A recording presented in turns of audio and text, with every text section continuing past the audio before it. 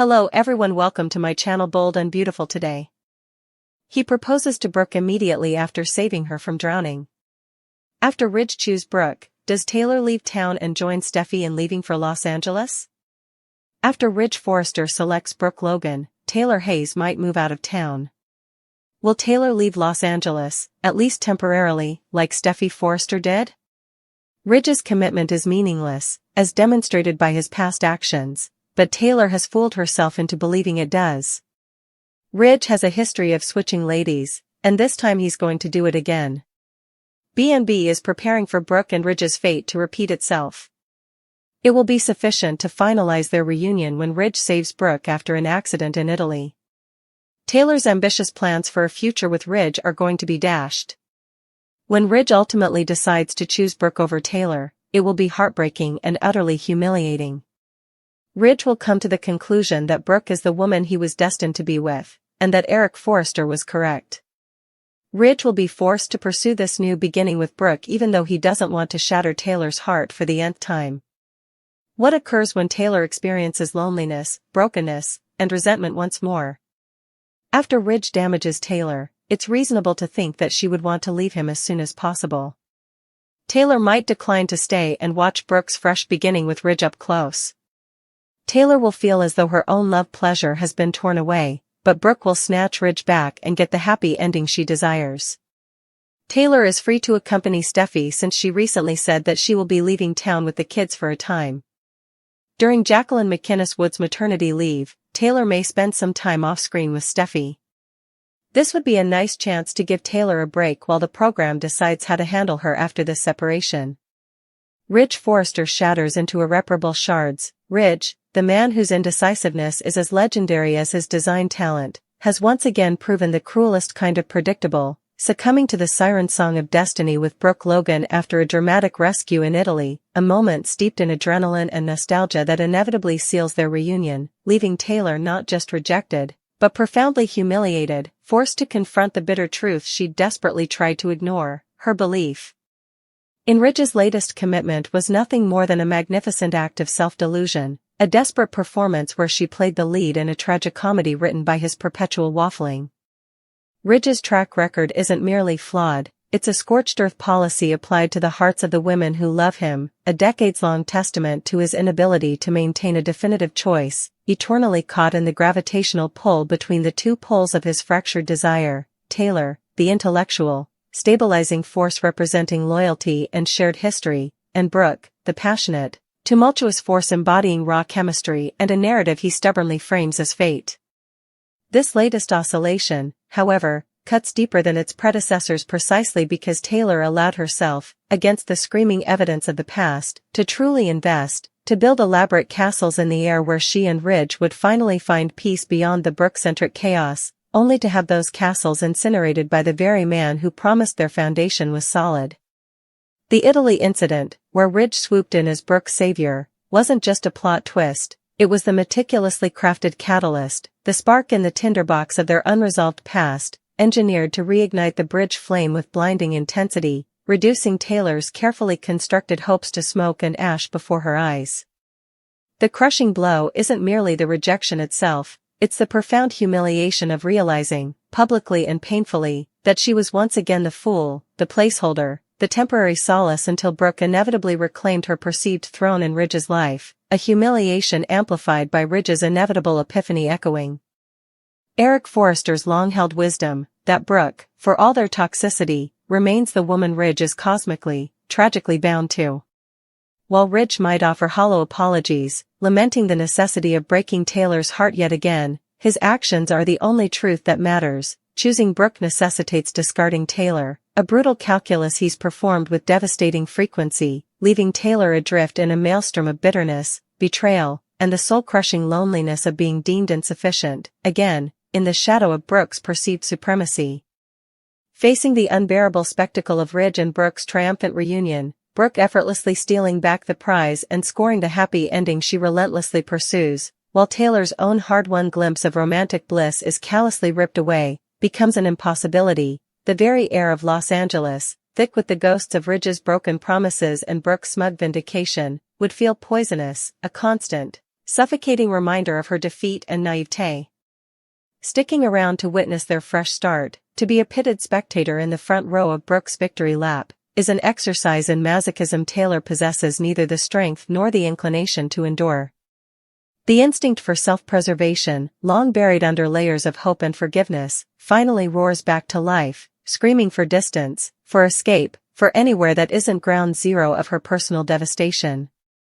And fate, in its often cruel irony, provides the perfect avenue for retreat just as Taylor's world implodes. Her daughter, Steffy Forrester, reeling from her own complex web of betrayals involving Liam, Hope, and Finn, has already announced her intention to leave Los Angeles with the children, seeking sanctuary and a reset away from the suffocating drama.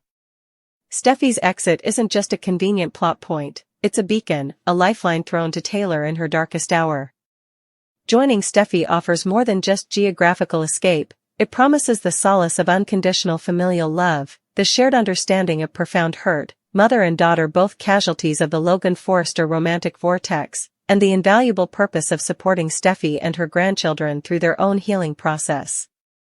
For Taylor, the psychiatrist who so often mends others while her own wounds fester, focusing on Steffy's needs provides a vital distraction, a reason to channel her pain into nurturing rather than succumbing to corrosive bitterness. Furthermore, Steffy's departure, necessitated by actress Jacqueline McInnes Wood's very real maternity leave, creates a narratively seamless and emotionally resonant opportunity for Taylor's own temporary exit. This isn't just running away, it's a strategic, necessary retreat for a character who has reached an impasse.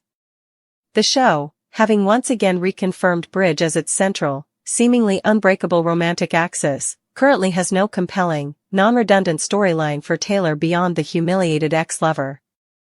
Sending her off-screen with Steffy allows the writers to gracefully rest the character, sparing audiences the painful spectacle of Taylor languishing on the periphery, reduced to bitter quips or pathetic pining. It grants the character dignity in her absence, framing it as a proactive choice for healing and family, rather than passive defeat. This hiatus provides crucial breathing room for the writers to potentially recalibrate Taylor's purpose upon her eventual return, perhaps exploring her identity beyond Ridge, reigniting her career, forging a truly independent path, or even introducing a new, stable romance utterly divorced from the Forrester-Logan saga. Her departure underscores the cyclical, repetitive nature of the core love triangle while offering a temporary reprieve from its most predictable beats. Taylor Hayes, the brilliant healer perpetually wounded by the same man, choosing to leave Los Angeles isn't just an escape from humiliation, it's a silent, powerful indictment of Ridge Forrester's enduring toxicity and the show's own entrenched patterns, a necessary intermission before the inevitable, wearying next act in the never-ending saga of Brooke, Ridge, and the collateral damage they leave in their wake. Ridge lies to himself while Brooke tells the truth. According to Brooke Logan, Ridge Forrester is in love with her.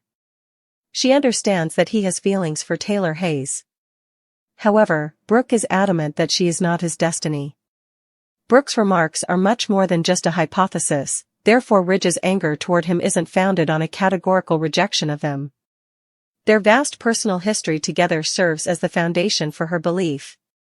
After being married to him 8 times, it's hard to imagine that a man would want to reunite with his wife. In all of the many outstanding soap operas that have been a part of this cherished genre, those partnerships also rank with the most number of marriages in soap opera history. Eric Forrester will continue to advocate. Brooke was married to Eric Forrester. In this version of Los Angeles, California, it would be considered unusual for a father and son to marry the same woman. Although Brooke fell in love with Ridge before to that initial marriage, as loyal viewers are aware, Eric wedded her first. Brooke and Eric have 2 kids and were married twice. However, that didn't stop Eric from seeing Ridge as Brooke's true love. Since Eric is likewise adamant that Brooke, not Taylor, is Ridge's genuine love, he came to that conclusion a long time ago and continues to do so. Taylor Hayes is overcome by Brooke Logan. In addition to being physically taller than Taylor, Brooke despises her opponent. Fans remember the brief alliance that developed into a friendship between these 2 characters. That was when Taylor was portrayed by Krista Allen. Both women felt disillusioned with Ridge's treatment of them, which led to that truce. They correctly deduced that he was keeping both on a string and assumed that he would always have access to either woman anytime he desired it. A few years later, Brooke is certain that Taylor will see the light of day and not remarry the role Budig now portrays, despite the fact that he is engaged to Ridge. Since Ridge's hated brother, Nick Marone, is back in town and is actively pursuing a reunion, Brooke also has a new wild card. Ridge Forrester is not interested in drama. Ridge has admitted to Brooke and others that he loves her. He is aware, nevertheless, that Lang's character has frequently ruined their relationships in the past. Brooke, at least in his imagination, caused more harm than Ridge, who also weakened or destroyed some of their marriage. In order to calm his life, he gave in and committed to Taylor last year. However, as Brooke and Eric are explaining to Ridge, the heart desires what the heart desires. The character played by Kay is trying to force himself to resist Brooke's seemingly insatiable attraction. However, it seems as though Ridge is deceiving both himself and other people. Ridge Forrester loves her. Brooke perceives, acknowledges even, the genuine affection and tangled history Ridge shares with Dr. Taylor Hayes. She doesn't dismiss the complexities of their bond, the shared children, the moments of solace and passion. Yet, with a certainty forged in decades of shared history, battles fought, and unparalleled intimacy, Brooke Logan steadfastly maintains that Taylor is not Ridge Forrester's ultimate destination, not his true north, not the partner etched into his soul's destiny. Her belief isn't born of mere hope or desperate longing, though those elements undeniably flicker within her. It is a bedrock conclusion built upon the sheer, staggering weight of their shared narrative, a chronicle of passion and pain that spans lifetimes within the compressed timeframe of soap opera drama. Ridge's palpable agitation towards Brooke, his bristling at her pronouncements, isn't rooted in a simple, clean rejection of her words as mere opinion. He reacts precisely because her declarations resonate with the force of undeniable evidence, echoing a truth he fights to suppress.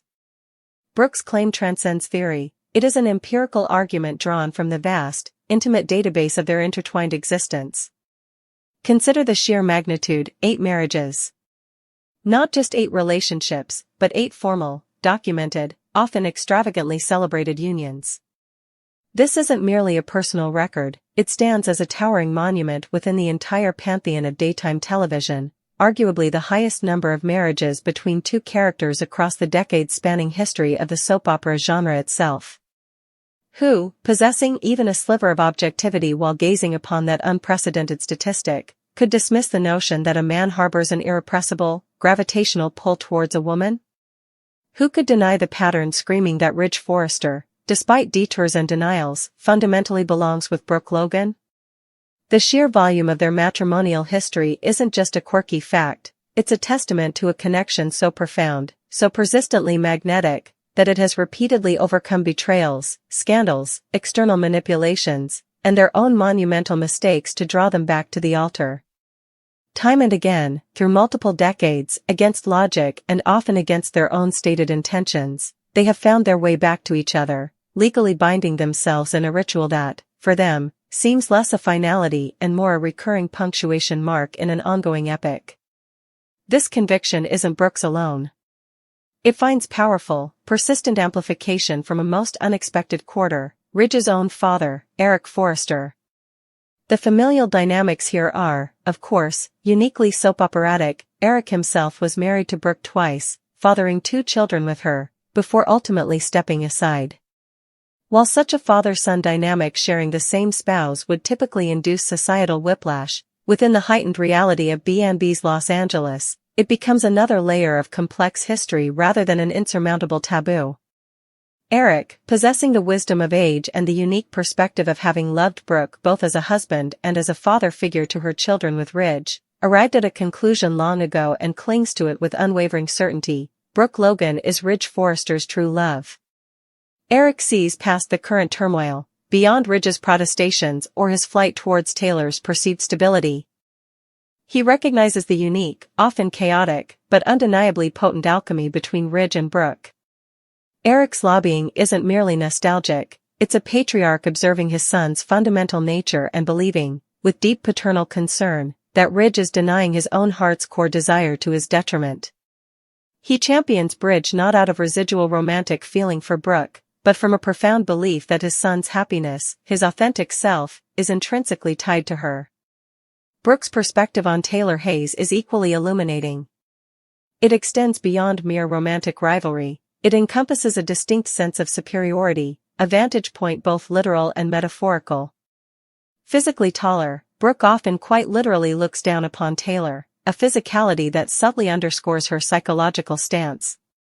While there have been fleeting moments of détente, most notably during the era Krista Ellen portrayed Taylor, when both women united in shared fury over Ridge's manipulative indecisiveness, recognizing with clear-eyed horror that he was keeping them both perpetually on the strings, secure in the arrogant belief that either would remain available whenever his whims dictated, that fragile alliance shattered long ago. Brooke views Taylor not as an equal contender for Ridge's soul, but as a temporary placeholder, a refuge Ridge has fled to out of exhaustion and fear rather than genuine, enduring love. She interprets Ridge's current engagement to Taylor, now portrayed by Rebecca Budig, as another iteration of his pattern of avoidance, a desperate grasp at the illusion of calm Taylor represents. Brooke remains utterly confident that daytime light, the inevitable clarity that dawns within the dramatic universe of their lives, will break through Ridge's self-imposed fog. She believes he will see, as she and Eric see, that marrying Taylor is a profound mistake, a denial of his own deepest truth. This confidence is further bolstered by the sudden, disruptive re-emergence of a potent wildcard, Ridge's detested half-brother, Nick Marone. Nick's return, actively campaigning for a Brooke reunion, injects a volatile element of competition and past grievance that Ridge finds intolerable, yet which Brooke can potentially leverage as a mirror, reflecting back to Ridge the intensity of feeling she still inspires in others, and by implication, should inspire in him. Nick's presence is a living reminder of past passions and conflicts, another strand in the complex tapestry binding Brooke and Ridge. And what of Ridge Forrester himself, the man caught between these two formidable women and his own tumultuous emotions? His position is the most precarious, built upon a foundation of self-deception that trembles with each encounter with Brooke. He hasn't denied loving her, he's confessed it, to her face and to others. He carries the weight of their history just as Brooke does, but his interpretation is filtered through a lens of pain, betrayal, and profound weariness. He readily cites Brooke's past transgressions, the affairs, the manipulations, the moments where her actions, or those of her alter ego, the often invoked Logan Wine persona, sabotaged their happiness. In Ridge's accounting, Brooke bears the heavier burden of blame for the wreckage of their many marriages, conveniently downplaying his own significant contributions to their failures, his own infidelities, his own indecisiveness, his own cruel rejections. Faced with the exhausting, high-stakes drama that perpetually swirls around Ridge made a conscious, deliberate choice last year. He committed to Taylor Hayes. He chose her explicitly as the antithesis of chaos, as the embodiment of stability, loyalty, and unconditional acceptance. He seeks peace, tranquility, an end to the relentless emotional roller coaster. He tells himself this is maturity, finally settling down, choosing the safe harbor over the tempestuous but thrilling open sea. Yet, herein lies the agonizing core of his lie, to himself and to everyone around him. As Brooke and Eric relentlessly remind him, the heart wants what the heart wants. Ridge's commitment to Taylor feels less like a freely given gift of love and more like an act of willful suppression, a desperate attempt to quarantine himself from Brooke's timeless pull. His declarations about choosing Taylor ring hollow precisely because they require constant reinforcement, constant reminders to himself of why he shouldn't be with Brooke. He must actively will himself away from her, a strenuous effort that betrays the persistent, underlying current pulling him in her direction. His irritation with Brooke stems from her terrifying accuracy. She holds up a mirror reflecting the love he tries to bury. His anger at Eric stems from his father's inconvenient insistence on that same truth. His fury at Nick stems from the disruption and the reminder of Brooke's desirability. Ridge is engaged in a daily battle against his own nature, attempting to convince himself that the quieter, simpler love Taylor offers is sufficient, that it can extinguish the primal, consuming fire Brooke ignites within him. He lies to Taylor by omission, failing to fully acknowledge the depth of his unresolved feelings for Brooke. He lies to Brooke by insisting his path is set. But most tragically, he lies to himself, pretending that commitment born from fatigue and a desire for escape can ever truly rival a connection as deep, as tested, and as historically validated as the one he shares with Brooke Logan. He is building a life with Taylor on the fragile premise that he can outrun his own heart, a premise Brooke Logan, backed by 8 marriages and the unwavering conviction of Eric Forrester, knows is destined to crumble under the weight of its own fundamental untruth. The truth Brooke speaks is the history they lived, the lie Ridge tells is the future he's trying to force into being against the relentless tide of that very history.